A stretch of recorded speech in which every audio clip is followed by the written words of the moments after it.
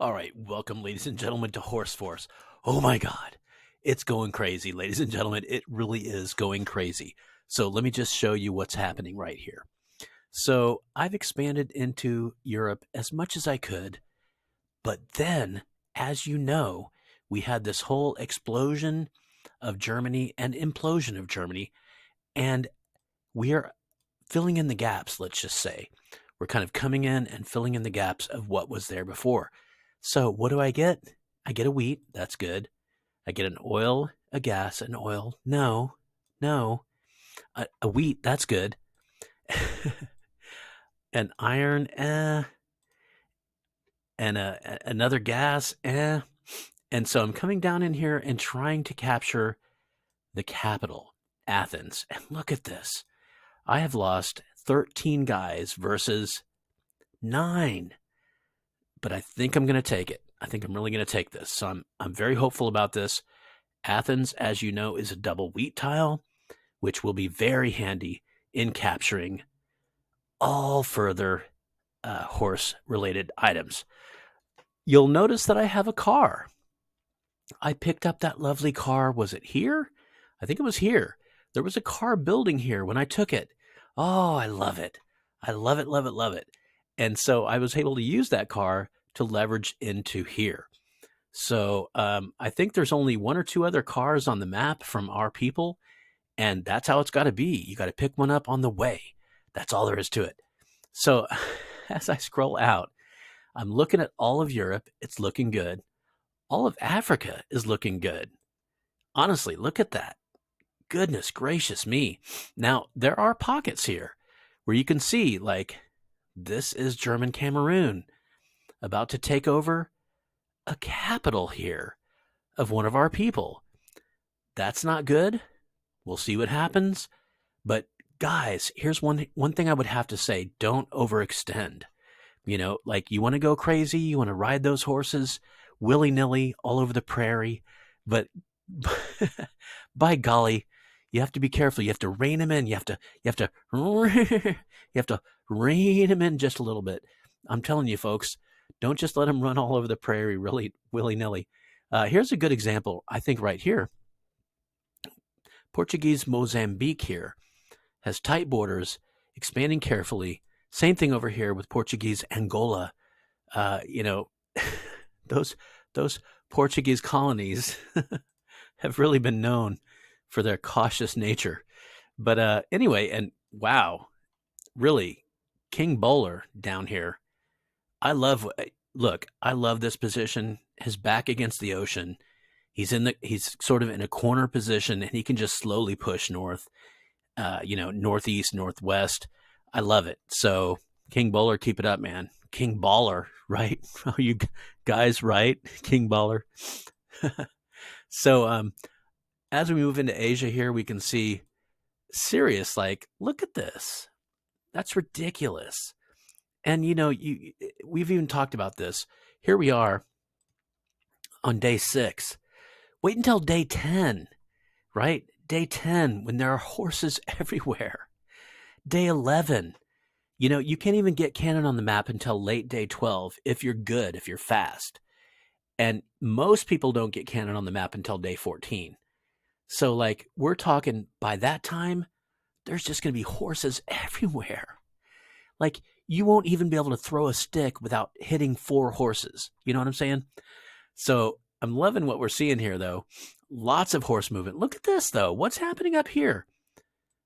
A lot of people are pushing all of their forces in one direction. And that's okay as long as nobody attacks you while you're doing that, right? Like, I'm seeing a lot of that all-in sort of play, which is cool. And that is definitely horse-related play. That's what horses would do, right? If you let them lead the, hey, horse, what should we do next? Well, let's attack. Okay, horse. So here I wanted to conclude with my friend Benai over here, who's playing a unique game over here.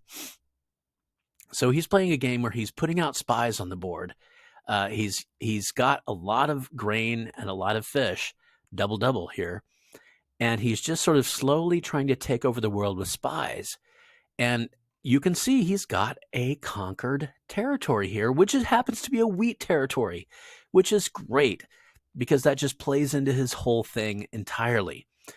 And he's talked about the idea of like, well, he has a lot of infantry. He's not closing down his recruitment centers, and he shouldn't, I don't think, whether, like, why would you want to cripple yourself like that? So he's going to have a big standing army. And so the question is, he has to take capitals, right? He has to march in to take capitals because you can't take capitals by subverting them with a low morale. The question is, to what extent does he conquer with his infantry? And I say to whatever extent you can. I say go ahead and expand with your infantry, cautiously, of course, but I'd say every single example we have of a assassin state, right, of a spy/assassin state, they have thugs, right? They have thugs. You have to have thugs. Look, if you have assassins, you have to have thugs. You can't have assassins without thugs, right? You can have people running around in pajamas with knives. If you don't have guys running around without shirts on, right? Big guys without shirts with oiled up pectoral muscles. You have to have both of those things, as far as I'm concerned. You can have one without the other, right? If you're going to have guys in pajamas with knives, you have to have guys without shirts on with big pectoral muscles, with also probably curved swords. You know what I'm saying? Curved swords, possibly with rings embedded in the back of the swords. You know what I'm talking about? They're clanking around as the big shirtless men are swinging those swords. You know what I'm talking about. So I'm fascinated by what Benaiah is doing over here. I love it. I think it's such a cool take on what's happening worldwide, which obviously, look, I'm playing in this game, and right now, let me just go ahead and take you over to the marketplace for grain. Market for grain is 28 right now. So if you want to get grain, just okay, good, go for it. And fish is usually lower, and that makes sense because even the demand for fish is going to be lower because everybody's infantry needs grain, but it's only the cavalry that use the fish. And some people have said, why cavalry? Why does cavalry need fish specifically? And I'm like, these noobs, right? These noobs, they don't know why. So I have to explain to them. I'm like,